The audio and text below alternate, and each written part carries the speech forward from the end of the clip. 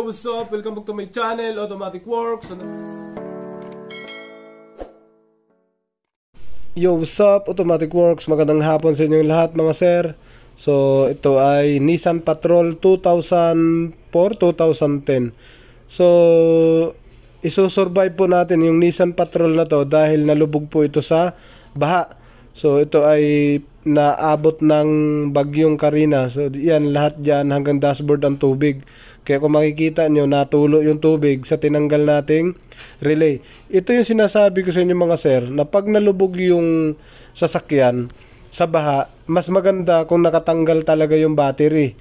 Pangalawa, kung hindi nakatanggal yung battery, wag na wag po munang paandarin. Yan. Kung nakita nyo yung tinanggal natin, mga relay po yan, nang nakadikit yan. Oh. Nakita nyo may tubig. Yan.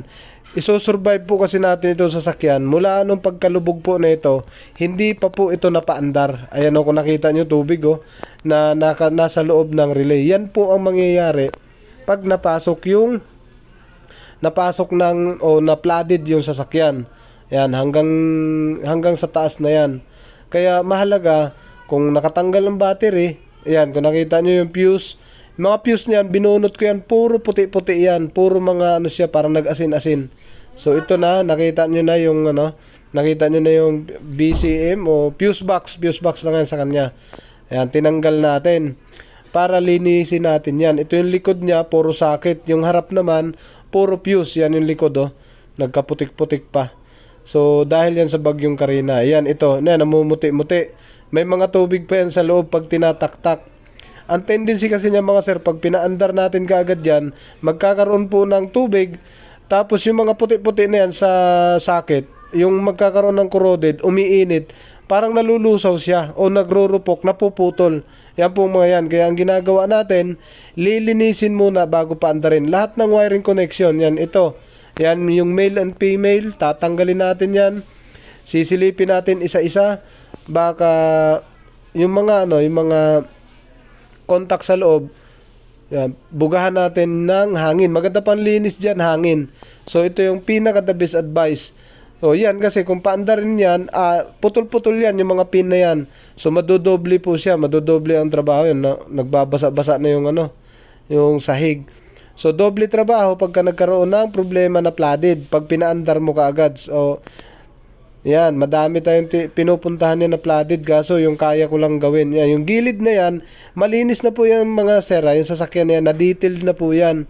Malinis na yung mga flooring, wala pong upuan yan kasi pinagtatanggal. Pero ang hinalukay ko dyan, yung mga wirings na kung saan trabaho naman ng auto electrician yon. So hindi trabaho ng detail. Yan, tinanggal natin yung computer box. Makikita nyo mamaya, ang ganda lang dito, yan yung socket pin ng computer box, female. O, inisa-isa natin, binunot. Basa po kasi yan mga sir, nagbabasa. Kung paandarin ka agad natin diretso yan, umiinit yung mga pin, sabi ko sa inyo, mapuputol, ay nako, malaking abala nun. Hindi, imbis na magamit mo kaagad yung sasakyan, hindi magagamit. So, hayaan mo munang linisin muna ito. Yan yung ECU niya. Yan. Kung makita nyo, nangingitim-ngitim sa gawa ng hindi pa naman napaon yan dahil tinanggal ng may-ari yung battery. Nangingitim na sa sa burak siguro yan, sa tubig. Yan, tinanggal natin dito. So ito yung ECU niya, yan, madumi.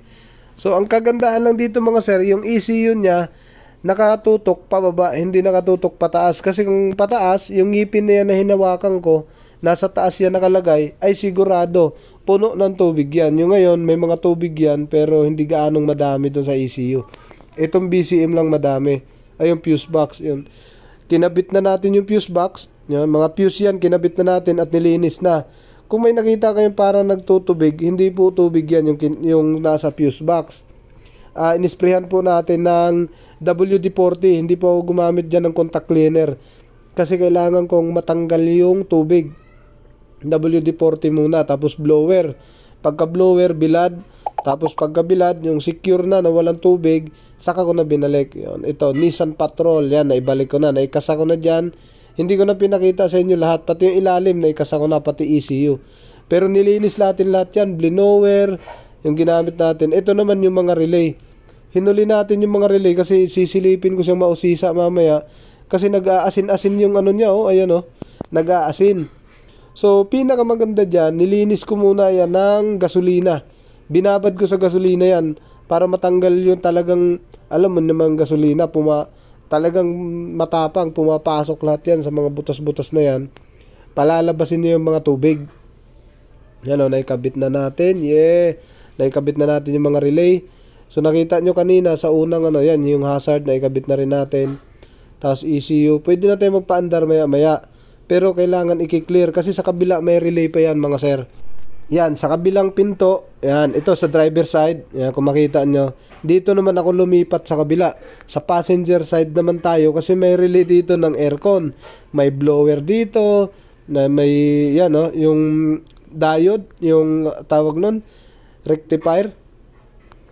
Yung umiyon bang tawag na, kalimutan ko. Yan yung mga relay. Tapos titingnan natin, yan, ito may mga sakit din dito maliliit yan kung nakita nyo. Binahayan na talaga ng tubig, nagkulay green na siya. Pagka ino-on yung susi niyan, yan yung magkukurod, mapuputol yan sa sakit. Pag naputol yan, ay malaking trabaho, baka intermittent, mag-intermittent, hindi aandar, o walang RPM, palyado, ganun ang mangyayari sa kanya. Yan ang kakaibang relay ng Nissan. Ito, pero puno din siya ng tubig, halos kasi lahat yan, dahil dashboard ang tubig niyan. So, hindi naman siya umabot sa cluster ang tubig. Ano? Yan, ito na yung relay niya. Sa Nissan mismo yung relay na yan, orig yan. Kaya hindi tayo pwede, ayun, puno. Napuno yung kanyang lagayan. Yan, tak-tak natin yun. Puno ng tubig. Pagka yun, pinaandar mo, nako, kung hindi aabot sa ECU, baka umabot dyan, pumutok yan, pumutok yung fuse. Tapos kung wala naman siyang puputokan ng fuse, baka abutin doon sa ECU mismo. Anak ko, malaking abala.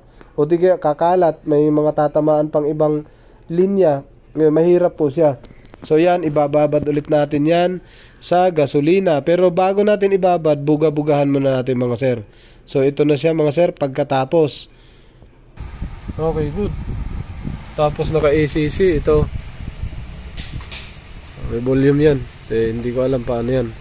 Tapos ito, ilaw. Yan. Park. Headlight. Low. Low. High. Yan. Low. High. Signal. Kaliwa. Signal kaliwa. Yan. Naka-high yan. Ito low. Naka-signal kaliwa. Ano yan? Kanan. Hazard tayo. Hazard. Okay, start tayo. Bing bing. Subukan natin. Oh. Pagiliran wala. Oh. Meron pagiliran na dito. Ito. Bumbilya yan. Oh, hazard. Meron na. Bumbilya lang yan. Okay, start tayo. Start.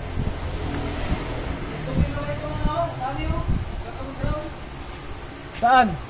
Ilaw? Naka-park, ano? Naka-neutral, no? Neutral yun.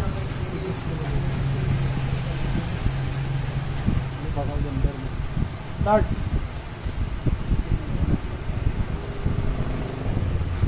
Neutral. Yan ang pasok yun. Neutral yan. Neutral yan. Naka-handbrake, start tayo.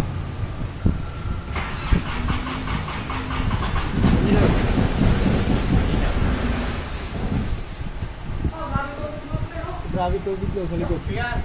Sinisiyo na. Buga yan. Sa manifold yun. Namakyan, kaya niya. Start, baka pinasok yung injector nito. Hindi naman. Di papasok yung injector.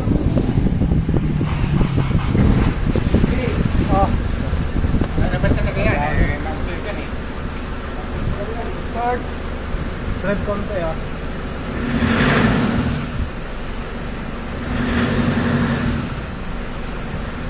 Okay. Diba? No check engine. Oh, sarap. Walang check engine, oh. Wala yung ano dyan, dilaw. Dito? Oo, wala. Chicken ko. Peanut bulb lang yan? Peanut. Try ko rin mo multimeter.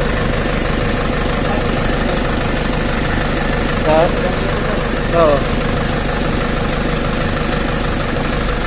Tahimik. Tahimik. Ayun na, umilaw na.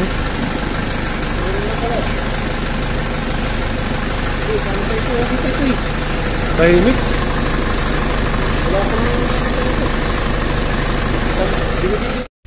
Yon mga sir, dito naman habang umaandar siya, tinitingnan namin hazard, minomonitor namin, kanina pa nakaandar yan, baka lumabas yung check engine o di kaya yung aircon, tiningnan namin kung gumana. So nagka-problema ang aircon yan kanina, pero hindi lang napukpok pala yung yung socket. Okay na mga sir. Welcome back to my channel, Automatic Works.